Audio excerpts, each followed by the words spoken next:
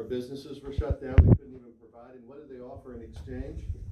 The promise of a government paycheck, right? The promise of government handouts to make us dependent on their power. And then they didn't even get that right because the unemployment office wouldn't work for 10 months.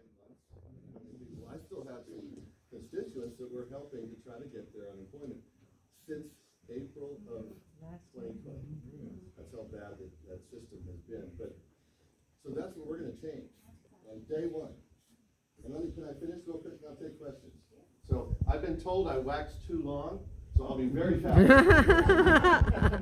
I'm told this all the time, and it's true. It's true. I got to be faster. So we're going to end this unending lockdown.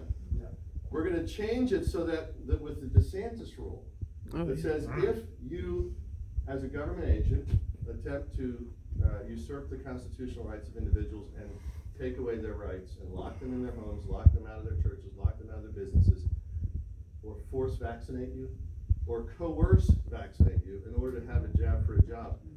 If you do any of that, the government agent will be fine. They're the ones that are going to be fine. We're going to make sure that happens on day one.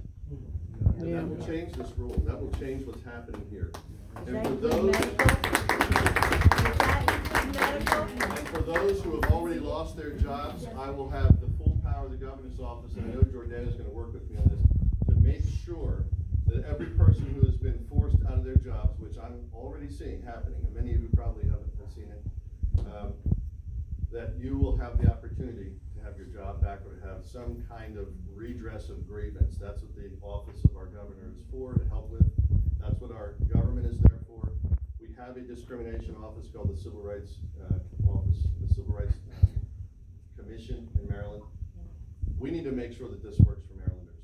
And secondly, we need to have school choice and end this CRT nightmare. Yes. Return power back to the people so the dollars follow each one of us. And I know that Jordana and Mark are leading the way in Phoenix County on that with many of you. And it's very exciting to see. It's happening all across the nation. We saw it in Virginia. The mama bears are out in force. The parents are standing up. Enough is enough. They're actually to the point where they're very upset with politics, period. So they're looking, instead of at party, they're looking at who is going to do what is right by my family. And that's what I pledged to do. And then when you look at the election integrity issue, you'll never hear this from the other side. We have a serious problem with election integrity. We have unsolicited mail-in ballots going out.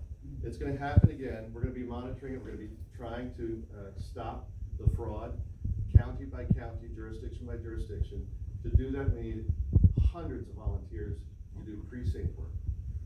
And we have a system. So we have these little cards. You can go to our website. You can sign up to volunteer.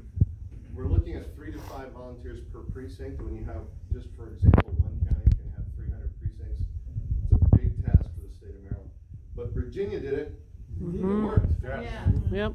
And so we can do that here. And we're going to have lawyers. We're going to work hard to have a team of lawyers that if we see fraud happening, let's say in Baltimore City or in any other jurisdiction where it looks like they're going to try to find 20,000 votes in the middle of the night. Oh, yeah. We're not going to wait. You know, Ellen Sowerby's a real hero of mine. I was on that campaign at the time working for my congressman. She won that election. Oh, yeah. 3 a.m. they found 20,000 votes in a warehouse in Baltimore City. We're going to be all over that. So, and you know, then you look at police protection, making sure that we have family protection. We're going to ensure that not only do we fund the police, you know, my opponent talks about funding the police fully. We're going to make sure we defend them. No one from this governor. Yes. Absolutely. No one showed up in my committee to defend the police from the governor's. Oh my God, that's awful. Not one time. Instead, yes, they've had a crime package, which I supported, and that's great. But when they're taking due process away from officers, when they're trying to dox their families, I had to get an amendment on to strip out the doxing of the police families that were in personnel files.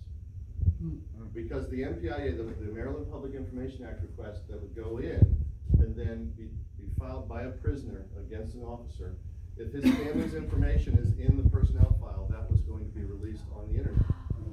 We got that stripped out.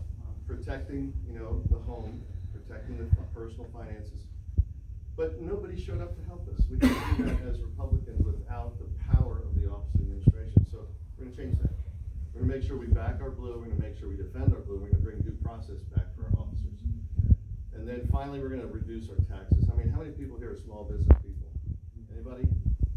So property taxes, business taxes are crushing our economy. Half of our economy is small business. And when you have 500,000 small businesses needing tax relief and looking longingly at Delaware or Florida, Yeah. right across the line in Virginia even, we know we can do better here. And Yeah. it can happen with a couple immediate actions. We can immediately reduce the property tax burdens through an analysis and a mandate from the governor's office that the calculations for appraisals change and reduce the stress on the businesses. The governor controls the Department of Taxes and Assessments, taxation and assessments. So we can do that immediately, and then also have a package that seeks to change our corporate rate from 8.06 down to the competitive rate. I would like to see it go much farther, but at least match Virginia, which is 6%. And that would create an attraction here. Businesses would want to come here. They would want to be like Florida. I mean, look, we've got the bay, right? We've got the ocean. And we could attract all these different opportunities for businesses to make this place something that is attractive. And that's what we need, because this is our place. This is our land, right? Who wants to be, having to leave our state? Not me. No, we've got to make sure our retirees stay here. If you don't win, I'm leaving. I know, really. One of the things I just keep shaking my head about with my opponent is when she talks about how she's going to make the state better for retirees. And I'm thinking, you're the Commerce Secretary right now. Why don't you do something? Right, what have you been now? doing? Yeah. You sit in the governor's cabinet. Come on. You've done nothing. So the problem is they never saw a tax they didn't spend. We had a $55 billion budget come in from, the Commerce Secretary was helping with that. Obviously, it's the Budget Secretary that handles it. But that's $55 billion, and it's every dime of the O'Malley tax increases. Not a dime was sent back to us. Now they're trying to, at the last minute, scramble and look at tax savings. That's great, more power to them. I will support any tax money coming back to the people, but we should have done it a long time ago. We're gonna make sure we change that. So with that, I'm asking for your vote humbly, asking for your vote for us as a team. Can you sign up? And let me end with this. I really, really, really need to walk away from here with $2,500 tonight for the campaign. Let me tell you why. Andy Harris, when I first helped him on the campaign, he lost his election by 2,000 votes on the Eastern Shore. Remember that? $2,500 gets me 2,500 votes. You know how? It costs $1 per person to get their vote, pretty much. If we can connect with a voter, we win in the primary. It's almost guaranteed. 90% of the primary right now loves President Trump. I'm the Trump candidate. The reason why is because they saw the Afghanistan debacle, and before that they saw the basement Biden problems. This is a very serious time for America. People are not sitting on the sidelines. They know it's serious. We're weeping for our country, but we're not going to sit down. We're going to work hard. But we got to have that dollar for votes, and we've got to be able to do a mailer. We've got to get on the radio. We need that opportunity. Some of you have really dug down deep in our